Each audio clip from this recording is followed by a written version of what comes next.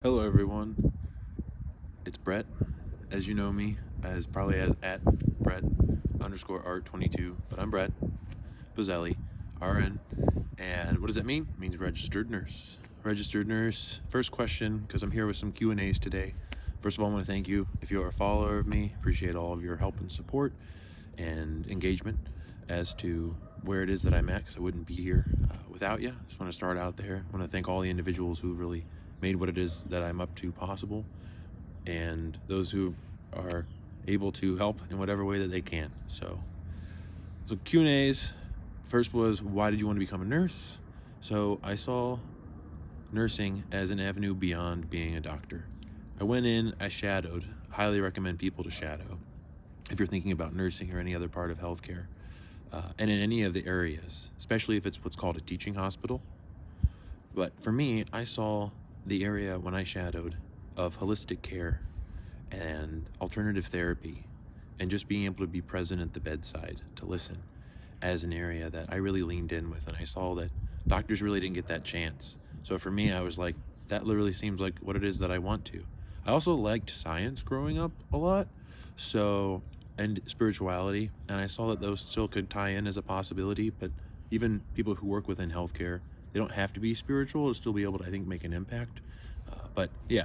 So, second question, did nurses make a lot of money during the pandemic?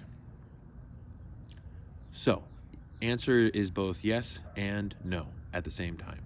So, from what it is that I know, and there are some nurses that I have seen and met throughout my days, it doesn't mean I know it all, which I don't.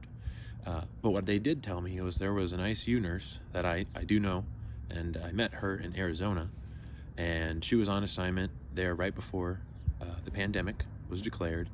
And after, I reconnected with another resource who was able to stay in contact with her, and they had informed me she did, on one assignment, make over $100,000. Mind you, what she ended up doing after that was investing into herself, her quality of life, and what mattered. And she put over $70,000 into therapy. So did nurses make a lot of money during the pandemic? Yes. Did all of them get to keep all of that and retain it? No. And are any of them that were there before the pandemic still here today? No. There are definitely fallen.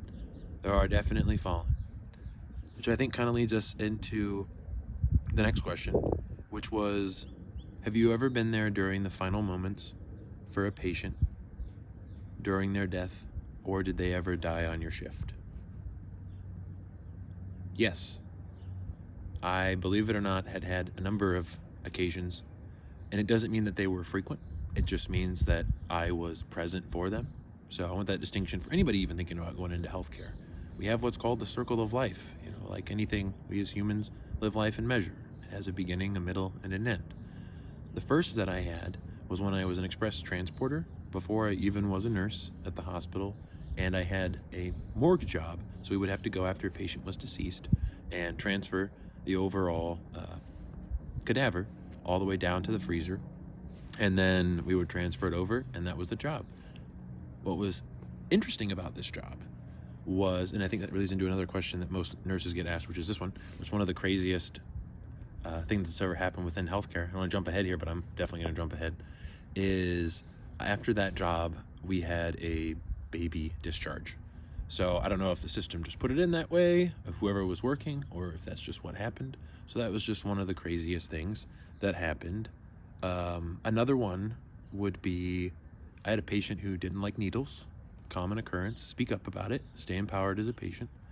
And I had made mention to my supervisor, and I even wrote it in the charting, that patient literally asked if they could not go home with having to administer their medication via needle. So the MD was not excited about this. At the same time, there are what are called patient rights, and patients are able to refuse orders by a doctor and treatments. That will be documented as such. But for me, it turns out that finally, I didn't lose the job. I was on assignment as a travel nurse at the time. There was a recreation amongst the whole staff and the medical team when it came on this, in the light of being able to take a stand for the patient. So whether you are a community healer, whether you are just you yourself as a family member in the room sometime, or if you are a healthcare professional, please remember that. Let's see here. What was the other one? Another one. As a express transporter, I had a patient that I had that was post-surgery. Took them and brought them down to the discharge area, and literally before their car showed up, they pulled out a pack of cigarettes, lit up in the hospital parking lot as they were within the vicinity away. They literally wheeled away, and right after, their ride had not even picked them up yet. So that was for me, one of the craziest stories so far for me. So, other question. Have my bedside skills changed recently and over the years since I was a new graduate until now? I would absolutely say yes. If you're a new graduate, I highly recommend, if there's something that's different on a unit, even when you're in school, ask if you can put eyes onto it. Meet the person. They're a human being just like you. You'd be surprised how much they can share with you that may not even be in their chart, and then you can share that. And I've had that happen before too. So that's one of them. Let's see here. Bedside skills, have they changed? So yes, I'm leaning in more now because I graduated in 2016 and with my bachelor's. And since then, not only has technology changed, just the way care is administered and the different orders that can be entered in, and everything based upon evidence-based practice. They say the knowledge of the medical industry doubles every 73 days. So take that into account. But for me, what else is Brett, are you still at the bedside right now? Next question is, are you still at the bedside? And no, I'm not. I've actually been away from the bedside for over a year, recreating and transforming both domestic and foreign to be able to help out and recreating in all things health and wellness through Yonia Health Tech, Empower podcast, if you haven't checked them out, and in other avenues. And to be able to see that on various platforms throughout the internet, and what it is that they can offer, and the conversations that get to be had beyond measure of the bedside. And it's health and wellness. It's a conversation that I think needs to be had, and it is being had. And it's amazing how much of overlap there is of areas that we all share, I feel. What am I doing now? I think I just explained that a little bit. And another one is I've looked more into the private equity route. I've looked into being able to take more stands for alternative therapies, both for cultural purposes.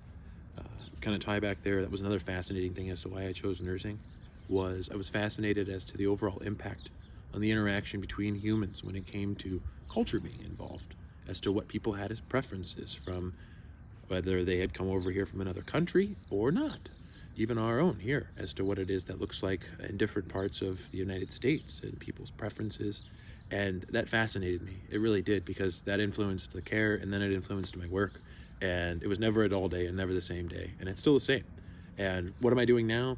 If I had to give you a job title, I am what's called a healthcare data strategist. I am also a consultant when it comes to health tech, fintech, Web3, and beyond. So if you're up to that or you're interested, please go ahead and make outreach. And this has officially been a Q&A with a registered nurse. Thank you, and bye for now.